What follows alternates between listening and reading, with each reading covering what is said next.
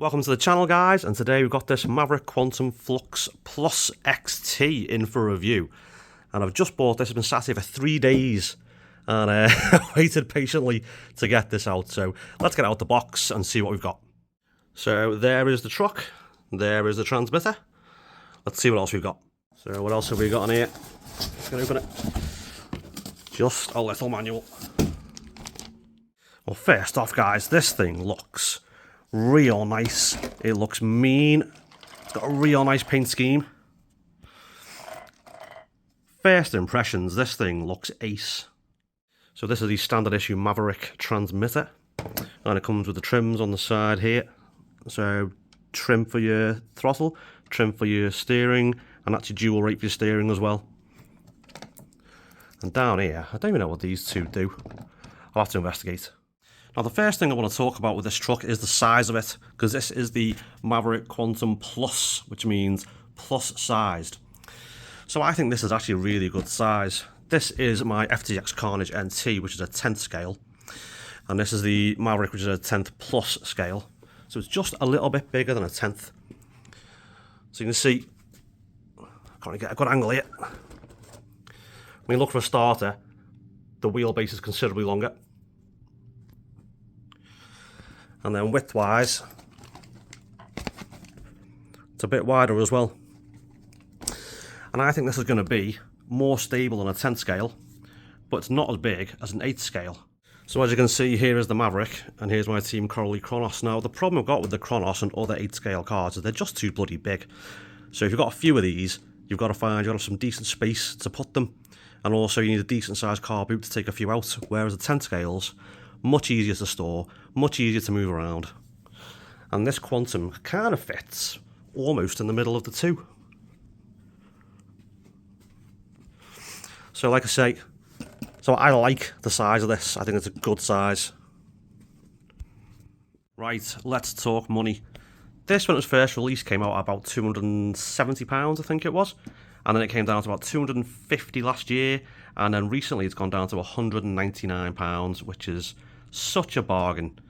In fact, all the Maverick range have been reduced. The Maverick Quantum Flux R is down to, I think it's 224, and the RX as well, about 224, which leads me to believe there's a new range on the way, which I'm really looking forward to. So we're going to move on now to the electrics and the chassis. Now, this might take a little while. If you're not that interested and want to get straight to the action, this is when the action starts. So electrics-wise, Maverick have fitted a 3665 motor, which is 15mm longer than a standard 540, so it's quite a decent sized motor. They fitted a massive heatsink to it. I think that's going to pull really well. And then you've got this ESC, looks quality, and I think it's 100 amp. Now, it should easily handle 3S. Now, I wonder if it might even handle 4S. I might try that in the future. Now, the servo looks to be a standard issue Maverick servo, which you used to get on the likes of the Maverick Quantum Flux MT and XT, which is a bit of a disappointment because this is a heavier truck and a bigger truck. I would have expected a better servo. As you can see, I've already changed the connector to an XT90 because I have had this out the box before now. I couldn't wait to open it. So moving on to the chassis, this is the same platform as the Maverick Quantum R and the Maverick Quantum RX. Now, it looks like a really tough chassis, actually. It's got a real deep side rails around it. It's got a real deep tub chassis. It's got that honeycomb kind of texture like the MGX Hypergo cars have got, so that should add some rigidity. It's got these plastic braces, front and rear. Plastic's not ideal, but to be fair, every other car I've got has got plastic braces as stock as well. It's got a centre diff configuration, much like an 8th scale car, so you've got a centre diff there, and you've got front and rear centre drive shafts. So far, so good. With these chunky rubber tyres, which are just a bit bigger than 10th scale, but not as big as 8th scale, but it has a standard size 10th scale nut, which I'm not very happy about. And one of the problems I had with my old Maverick Quantum MT was it stripped wheel hexes, because these wouldn't be tightened on enough, so make sure they're tight today before we take it out. So we've done all the good stuff, and Maverick have really put thought and effort into this chassis, into the chassis design, the chassis manufacture, into the electrics, put some decent electrics in, and then they cheaped out at the end and put the front and rear ends off the standard Maverick Quantum lineup, which is a bit of a letdown. So it's the same gearbox case. I assume it's the same diffs as the original Maverick Quantum Flux MT and XT, same shock towers and the same shocks as well. Now the shocks are actually pretty decent, but after owning my Maverick Quantum Flux MT for a while, what had happened is, because that's actually a plastic body and a plastic cap with some nice fancy looking aluminium part on it, and what had happened is the little plastic cap at the top there will pop out of the aluminium cap, whatever you want to call it, and that will be annoying. I mean, you could fix it straight away with a 2mm hex wrench, but it's not the point. It was annoying. So I'm wondering how well these shocks are going to hold up on a bigger and heavier car. Now, like I say, the diff cases look identical to my original Maverick Quantum Flux MT, and that's not necessarily an issue. I think I only broke one in about 8 months of ownership of my old Maverick, but the problem was back then is you couldn't get this part here, the diff goes in. And I've looked online and it seems like you can get them now, and they're only cheap, they're about £5, so that's not the end of the world. Now these upper arms look identical to my old Maverick Quantum Flux MT, but I'm not sure about the lower arms. If the lower arms are the same, it's good and bad news, because they will break if they're the same, but there are upgrades available from a company called metsafil, or metsafil, I don't know. I'll put a link in anyway. It looks like the upper arms are the same. It's got a pillow ball joints on the end there. Now, another issue is I'm not sure if these drive shafts are the same as the original Quantum series. If they are, that is a problem, because they broke so many times on my old Maverick, and they're £22 a pair, and they break easy. Now, there are a few upgrades available for this online, but not a whole heap. So some of the things you can get are the centre braces, you can get them in aluminium. The shock towers, you can get them in aluminium. They're Maverick parts. Metsafil make the lower arms if they're the same as the original Maverick Quantum range. Metsafil also make titanium tie rods, which is great because these things are weak and they look weak. Look at those teeny tiny caps at the tie rod ends going to. They do not look beefy at all. However, on the rear, they look much beefier, and the tie rods are thicker as well. So maybe the rear ones will last, but the front ones won't. I think the titanium ones are only £15 for a pair, to be fair. Now, going back to these shocks, you can't get upgrade shocks, but you can obviously get aftermarket shock absorbers now. I think that's the first thing I'm going to be replacing, but I could be wrong. Right, two more things to mention, actually, before we go for our first run. First thing is, the battery is real close to that centre spare gear, which I don't like. Now, the second thing to note is this bloody aerial here. Now, this is the same in my old Maverick Quantum Flux MT, and it comes supplied with this little aerial tube. Now, there's a few issues with that. First off, you need to drill a hole in the body shell, which you can't see because it's coloured. Second thing is, it won't actually go in the hole. I tried yesterday to try and get that in the hole with the aerial inside, and it just wouldn't fit at all. So I'm going to have this aerial just floating around. So really, if that's, they should have either put a bigger hole in here and a hole in the body shell, or they should have supplied us with an aerial-less receiver like in the FTX cars. Now, I'm running this today on these Spectrum Smart 5000 mAh 30C lipos. Not the best lipos I've got, but these have been charged up for a couple of days now. They need discharging, so best way to discharge a lipo is to use it. And as you can see, these have been changed as well to an XT90, which means I can't use the smart feature. Now, I'll drop a few links in the description to this car. I know Motorsport has sold out of the blue one, but they've got some red and black ones left in for $199. And I think 18 models have got the blue one in for $207, but with a £10 discount code. So they're still available at a really cheap price. Right, let's see what the wheel speed's like.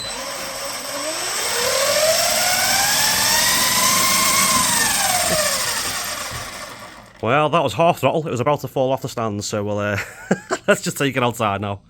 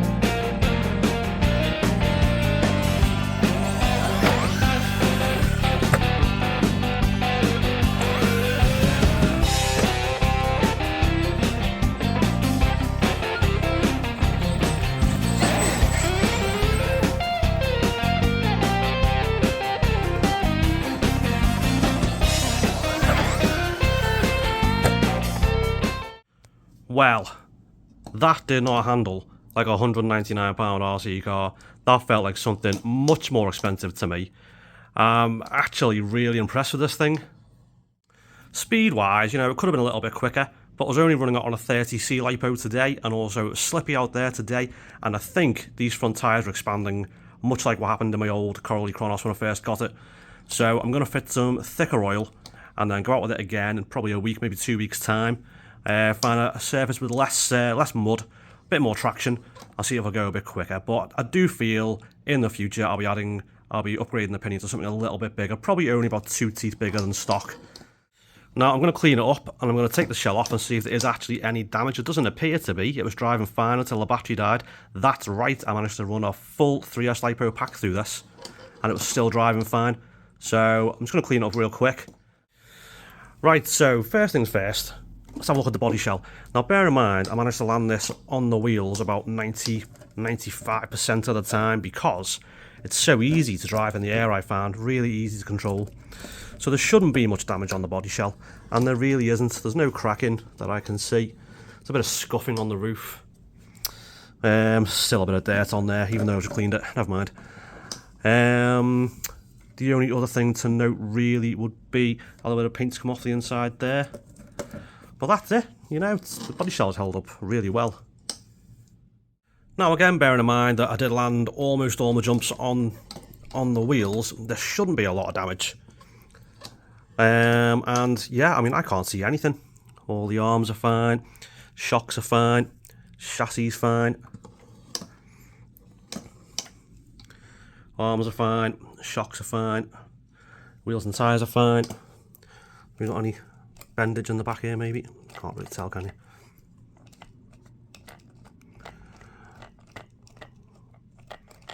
The rear centre drive shaft looks completely straight. Front centre drive shaft looks completely straight. All the braces are intact. Oh man, this thing's done really well. I'm super duper impressed with this, guys. In fact, this could be my new favourite RC car of all time, which is a bold thing to say, but I'm going to say it. I love this thing. If I can make it just a little bit quicker, and it can keep the same amount of durability, this could be an absolute wicked piece of kit. Well guys, as always, thanks for watching. I hope you enjoyed the video. Please make sure you like and subscribe, and I'll see you guys next time.